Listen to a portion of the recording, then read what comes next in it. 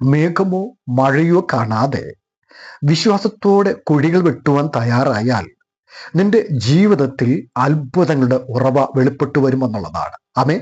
ഞാൻ ജോയി ചെമ്മല എല്ലാ പ്രിയപ്പെട്ടവർക്കും എൻ്റെ പ്രഭാത വന്ദനത്തെ പ്രാരംഭത്തിൽ അറിയിക്കുകയാണ്.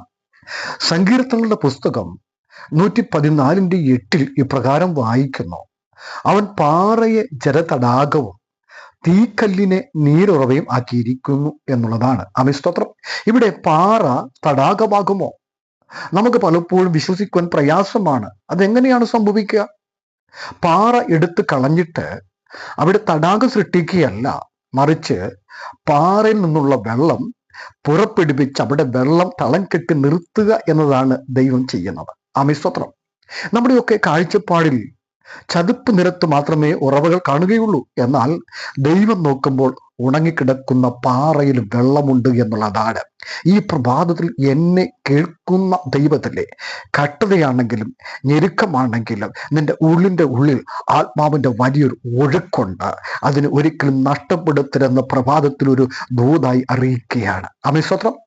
നിങ്ങളുടെ ജീവിതത്തിലുള്ള വലിയ പ്രശ്നങ്ങളെ എടുത്തു മാറ്റിക്കളയുകയല്ല, അതിലൊരു പുതിയ പരിഹാരം സൃഷ്ടിക്കുകയാണ് ദൈവം ചെയ്യുന്നത്. ആമേൻ. നിങ്ങളുടെ കുടുംബത്തിനകത്ത് തന്നെ ദൈവം ഒരു നീരുറവ തുറക്കും, അതിന് വലിയ ജലതടാകമാക്കി മാറ്റുവാൻ ആഗ്രഹിക്കുന്നു എന്നുള്ളതാണ്. തലമുറയ്ക്ക് വേണ്ടി പ്രാർത്ഥിക്കുക. നന്മ കുടുംബത്തിൻ്റെ അകത്ത് വരട്ടെ.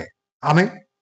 നമ്മുടെ ദൃഷ്ടിയിൽ തീക്കല്ല് വെള്ളമൊഴിച്ചാൽ കെട്ടുപോകും, എന്നാൽ ദൈവത്തിന്റെ കരം തൊട്ടാൽ അതൊരു ഉറവയായി തീരുമെന്നുള്ളതാണ്. ആമേൻ, സ്തോത്രം. ഇന്ന് പ്രഭാതത്തിൽ ദൈവത്തിലെ നിന്റെ കത്തിച്ചൊലിക്കുന്ന പ്രാർത്ഥന ജീവിതത്തെ, ശുശ്രൂഷയെ, ഭാവി ജീവിതത്തെ, നന്മയുടെ ഒഴുക്കിനെ വെള്ളമൊഴിച്ച് കെടുത്തിക്കളയാൻ ശ്രമിക്കുന്ന അദൃശ്യ മണ്ഡലത്തെ യേശുക്രിസ്തുവിന്റെ അധികാരമുള്ള നാമത്തിൽ ശാസിച്ച് ജയമെടുത്ത് പ്രാർത്ഥിക്കും. ആമേൻ. ദൈവത്തിന്റെ കരം നിന്റെ വിഷയത്തിൽ തൊട്ടിരിക്കുന്നു എന്നുള്ളതാണ്.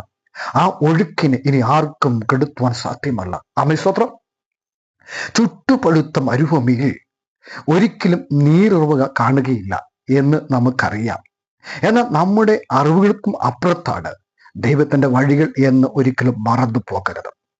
യെശയ്യാ പ്രവാചകന്റെ പുസ്തകം 33:15-16 വാക്യത്തിൽ പാറക്കോട്ടകൾ അവന്റെ അഭയസ്ഥാനമായിരിക്കും, അവന്റെ അപ്പം അവന് കിട്ടും, അവന് വെള്ളം മുട്ടിപ്പോവുകയില്ല എന്നുള്ളതാണ്. ആമേൻ, സ്തോത്രം. ഉത്സവത്തിന്റെ ഒടുക്കത്തെ നാളിൽ യേശു ഇപ്രകാരം പറഞ്ഞു: ദാഹിക്കുന്നവർ എല്ലാവരും എൻ്റെ അടുക്കൽ വരട്ടെ.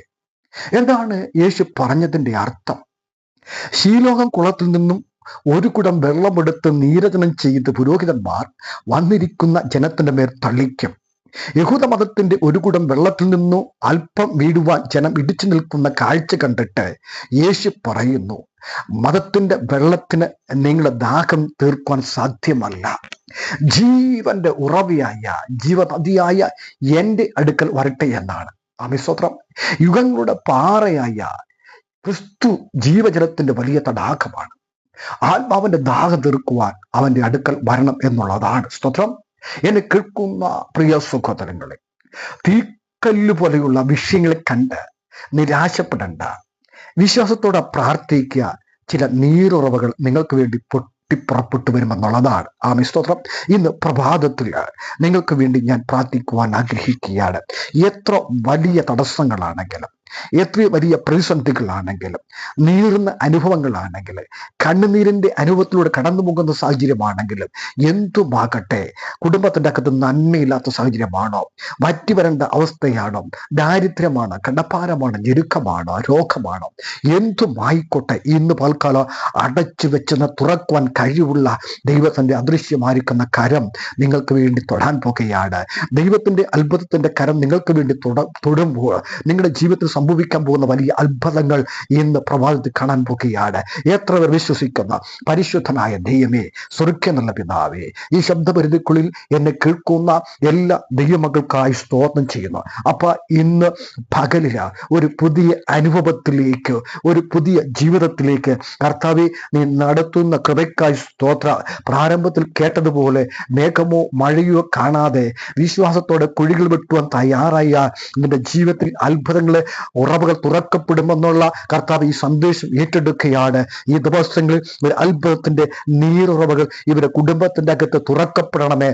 തലമുറയിൽ സംഭവിക്കട്ടെ കർത്താവെ. ദേശത്തുനിന്നും വിദേശത്തും ചില അനുഗ്രഹത്തിന്റെ ഉറവുകൾ തുറക്കപ്പെടട്ടെ കർത്താവെ. അതിന് വിരോധം നിൽക്കുന്ന പോരാടുന്ന അന്ധകാര മണ്ഡലങ്ങളെ ബ്ലോക്ക് ചെയ്ത് പ്രാർത്ഥിക്കുന്നു കർത്താവെ. അത്ഭുതങ്ങൾ ചെയ്യണം. പ്രവർത്തിച്ചതിനായി സ്തോത്രം. യേശു കർത്താവിന്റെ നാമത്തിൽ തന്നെ ആമേൻ. God bless you. ഈ വചനങ്ങളായി ഈ പ്രഭാതത്തിൽ ദൈവം നിങ്ങളെ അനുഗ്രഹിക്കട്ടെ. ആമേൻ.